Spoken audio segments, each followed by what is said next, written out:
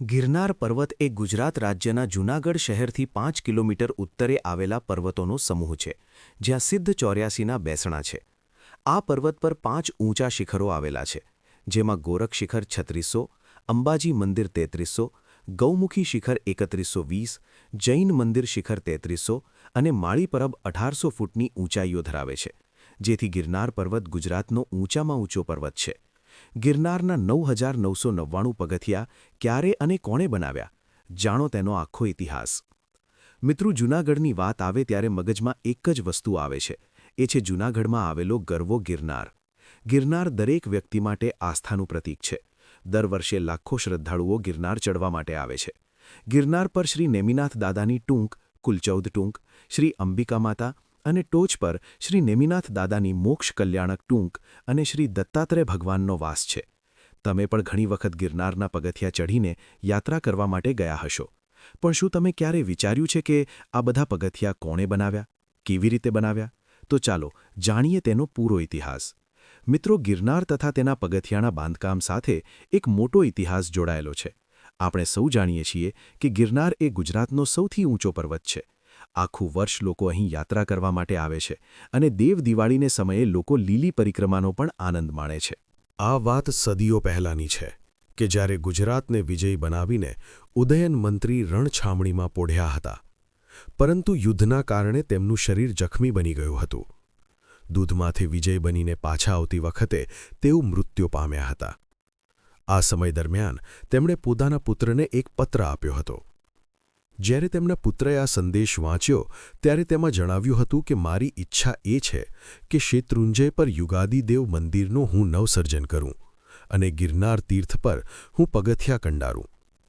પિતાનો આ સંદેશ વાંચીને તેમના પુત્ર બાહડમંત્રીએ શેત્રુંજય પર યુગાદિદેવનું મંદિર બનાવડાવ્યું. તેમણે મહામાત્ય ઉદયનની એક ઈચ્છા તો પૂરી કરી, પણ હવે ગિરનાર તીર્થ પર પગથિયા બનાવવાનું બાકી હતું. એ ઈચ્છા પૂરી કરવાની બાકી હતી.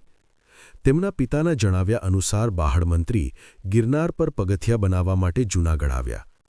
અહીં તેઓએ પર્વત ઉપર ઊંચી ખડકો અને ભેખડો જોઈ. તેઓએ પર્વતનો વિરાટ ઘેરાવો અને વાદળો સાથે વાત કરતા શિખરો જોયા. તેઓ આ બધું જોઈને શરૂઆતમાં મૂંઝાઈ ગયા કે આટલા ઊંચા વિરાટ પર્વત ઉપર રસ્તો કઈ રીતે બનાવવો. તેઓની સાથે આવેલા શિલ્પીઓએ ઘણી બધી મહેનત કરી, પરંતુ કોઈને સમજાતું ન હતું કે રસ્તાની શરૂઆત ક્યાંથી કરવી. બાહડમંત્રીએ ખૂબ જ વિચાર્યું અને ખૂબ માથાકૂટ કરી. તેમ છતાં તેમને સમજાતું ન હતું કે ગિરનાર માટેનો રસ્તો ક્યાંથી પસાર કરવો. ત્યારબાદ તેમને ગિરનારની રક્ષા કરનાર મા અંબાની યાદ આવી. તેઓ સંકલ્પ કરીને માતા અંબાના ચરણોમાં બેસી ગયા. તેમના મનમાં માત્ર એક જ વાત હતી કે એ માતા, તમે મને રસ્તો બતાવો કે હું કેવી રીતે ગિરનાર ચડવાના પગથિયા બનાવી શકું, જેથી હું મારા પિતાને આપેલ વચનમાંથી મુક્ત થઈ શકું. તેઓએ માતાના આશીર્વાદ લેવા માટે ઉપવાસ શરૂ કર્યો. દિવસો વીતવા લાગ્યા. 3 દિવસ થઈ ગયા.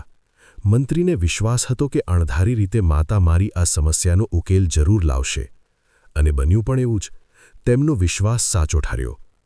ત્રીજા ઉપવાસના અંતિમ દિવસે માતા અંબા હાજર થયા અને કહ્યું કે હું જે રસ્તે અક્ષત એટલે કે ચોખા વેરતી જાઉં એ રસ્તે પગથિયાનું સર્જન કરજે.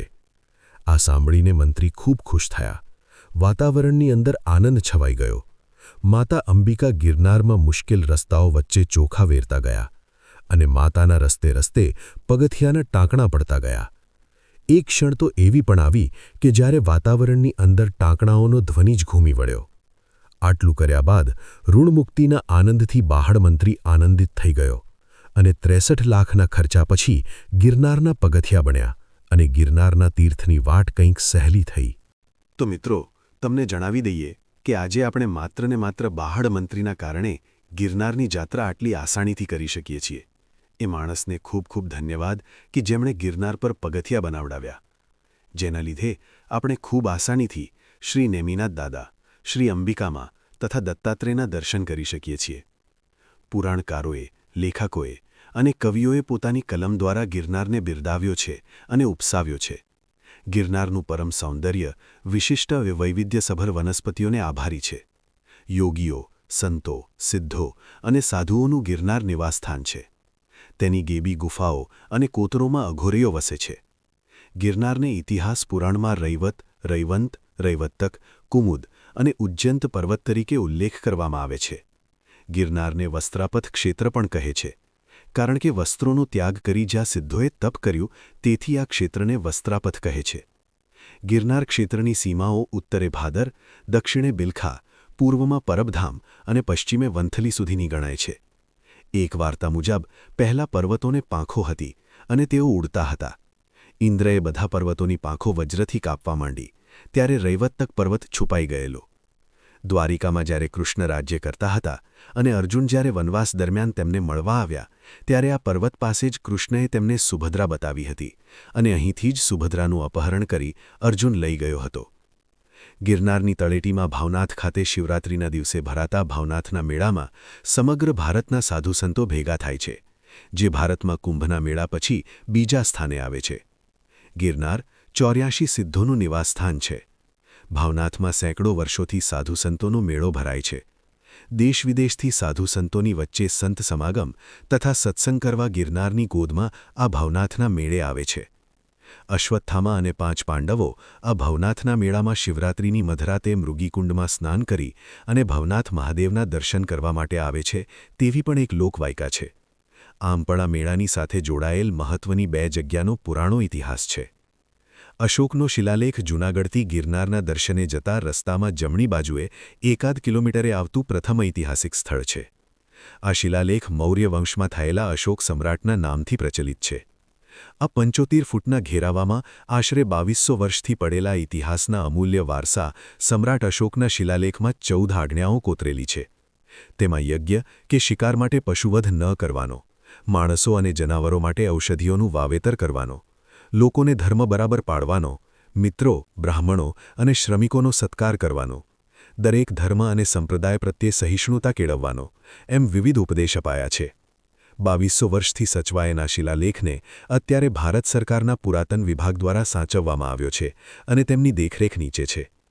જય ગિરનાર, જય નેમિનાથ દાદા, જય જય ગરવો ગિરનાર.